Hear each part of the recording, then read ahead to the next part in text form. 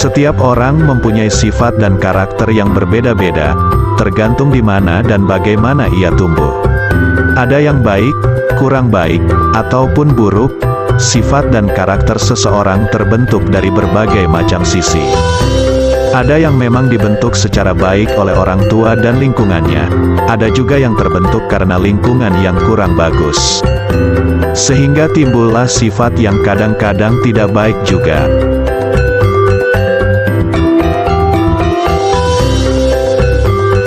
Setiap manusia juga memiliki pemikiran yang berbeda-beda.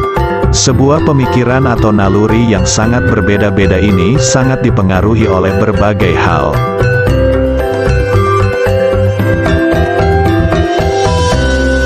Di antaranya dipengaruhi oleh pengalaman hidup berbagai proses ujian hidup, kesedihan, keprihatinan, ataupun karena lampah.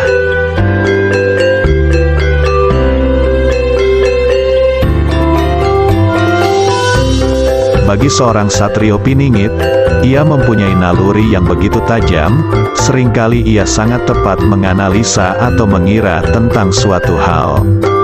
Kadangkala, sesuatu yang memang akan terjadi telah ia ketahui sebelumnya. Bahkan hal-hal yang telah terjadi puluhan tahun yang menjadi rahasia kehidupan seseorang pun bisa ia buka dan ketahui.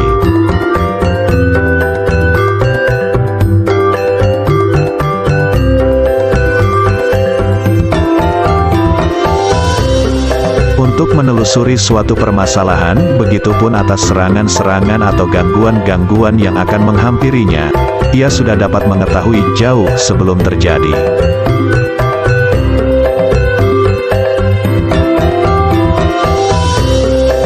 Nalurinya ini tidak main-main, begitu tajam dan kadang di luar perkiraan. Mengapa bisa seperti itu? Ya karena seorang Satrio Piningit sudah banyak sekali melalui berbagai keprihatinan, baik itu secara raga ataupun jiwa. Keprihatinan-keprihatinan itu ia jalani dengan penuh kepasrahan walaupun membuatnya bersedih berulang kali.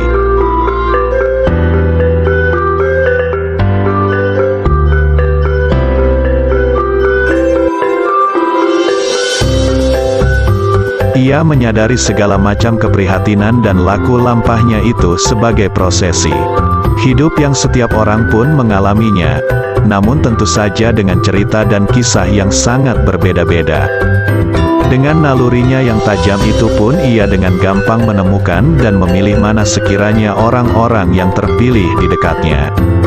Orang-orang ini adalah yang akan menyertainya di dalam membantunya menjalankan kegiatan sehari-hari di dalam tugasnya. Naluri seorang Satrio Piningit sudah tidak diragukan lagi oleh orang-orang terdekatnya. Ia selalu diminta untuk membantu di dalam memecahkan berbagai masalah. Apakah naluri yang tajam ini adalah hasil dari tirakat-tirakatnya yang selama ini ia jalani? Ataukah memang karomah dari Allah yang khusus untuknya? Begitu juga ketika ia melakukan suatu perjalanan atau lelampak. Banyak sekali hal-hal yang memang sudah terpikir dalam nalurinya. Bahkan hal-hal sepele pun telah ia cermati dan ia siapkan. Langkah untuk melaluinya di dalam setiap perjalanan melampaui yang ia jalani, bahkan faktor cuaca pun sudah ada di dalam pencernaannya.